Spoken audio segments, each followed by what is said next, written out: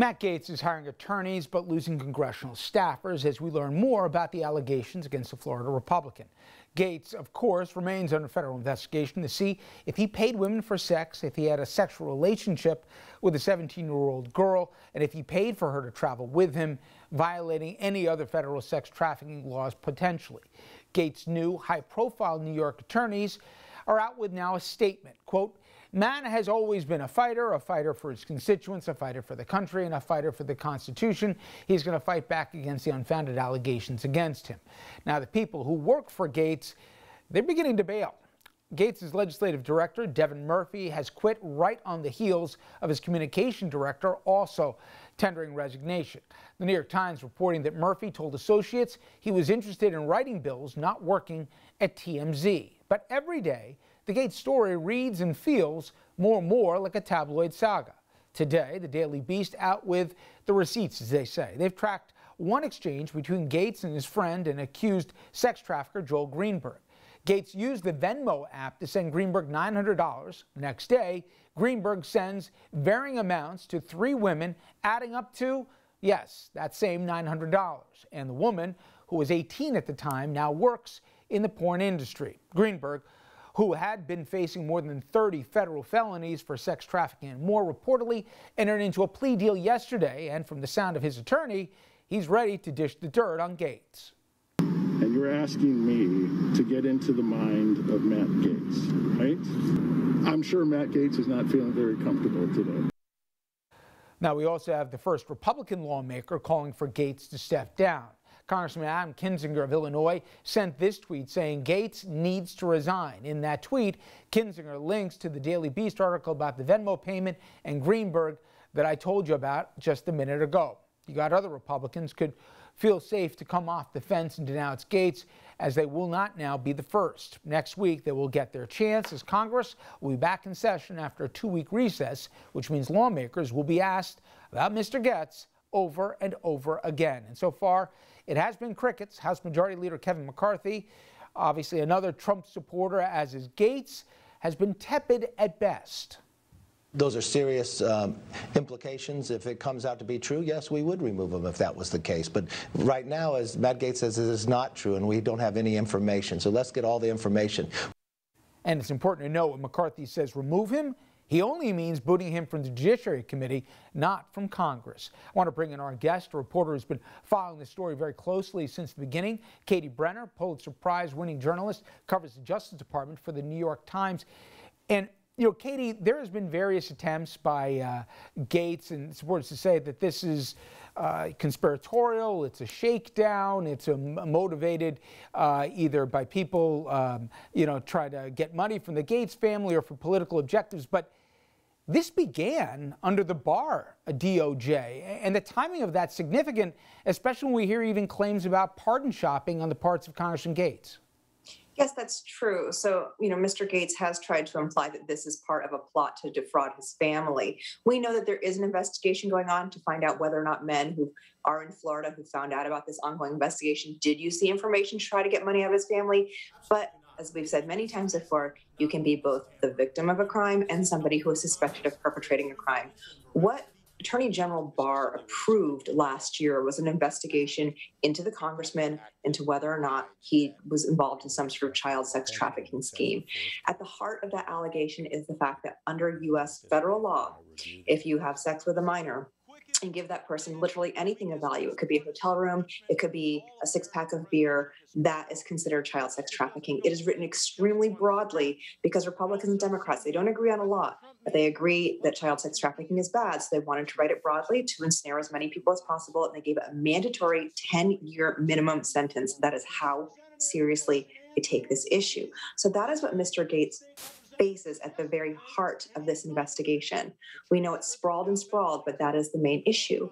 Now, when Joel Greenberg's lawyer told the court yesterday that he was working toward a deal with prosecutors, it would be to give information about that issue and others.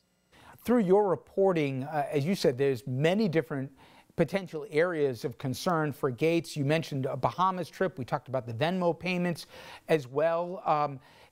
It seems, and even from the language that Gaetz has done to defend his quote-unquote lifestyle, or that he doesn't pay for it, or whatever else, that there is real concern, about a multitude of possible places where he may have broken the law.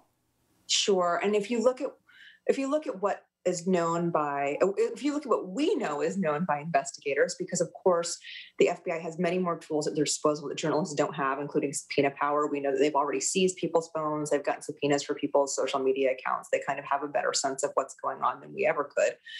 We know that there are women who have told reporters that they had sex with Mr. Gaetz and Mr. Greenberg, that they were paid afterwards. The investigation is going to focus on whether or not they can actually prove that those payments were for sexual activity and that there was a direct causal link. Now, of course, that is prostitution, and that's usually a state crime. It's not something that the FBI and the Justice Department prosecute. However, it spills over into the realm of human trafficking, even if the women are older than 17, if they're considered adults. It spills over into the realm of human trafficking, adult human trafficking, if the Justice Department finds that the women had the sexual activity with men under what they call force, fraud, or coercion. You know, Katie, I shared the story with our audience. We spoke to some folks who've covered Gaetz when he was in Florida. That revenge porn legislation, where with bipartisan support, universal support, the idea was that they were going to criminalize if somebody took a photograph that was shared, an intimate one, in a private context, and they took that and then distributed it, they were going to criminalize it.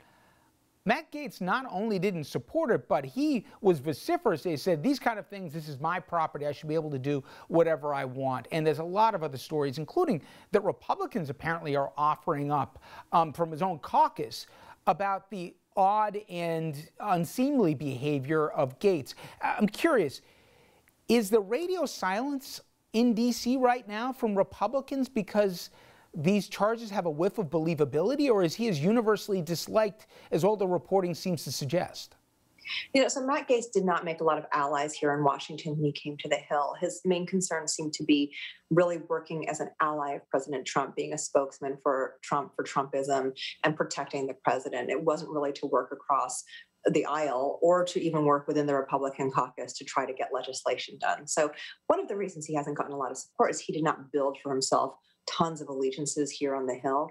To your point about the silence, I think a lot of Republicans were also waiting to see what happened yesterday at Joel Greenberg's status conference hearing. They wanted to hear what the prosecutor and what the defense attorney were going to say about Greenberg's next moves. If Greenberg had continued to plead not guilty, if it looked like his case was going to go to a trial and that he was going to staunchly defend himself, and by extension, defend people like Matt Gaetz who might have been involved with him, that would have been one thing. But instead, what the lawyer said was that they were working toward a plea deal. It could still fall apart, but they said that by the middle of next month, they hope to have come to a deal where Gaetz would have cooperated in exchange for some sort of, like kinder sentencing or something for the crimes he is accused of committing.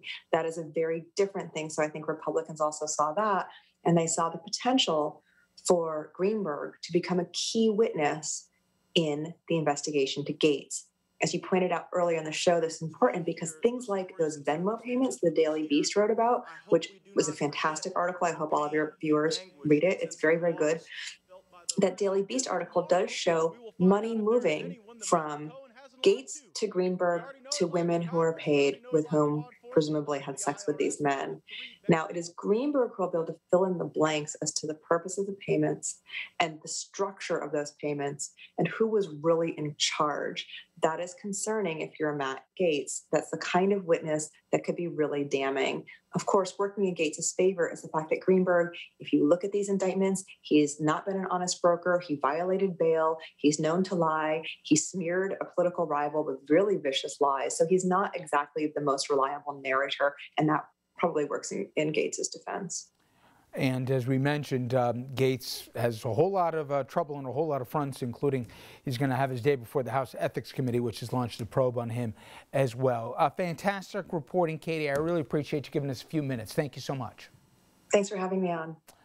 All right, folks, when we come back, we're going to have an update on the situation at the border. I'll explain why the migrant kids traveling for hundreds, if not thousands of miles to get here, they're not the enemy, they're the victims.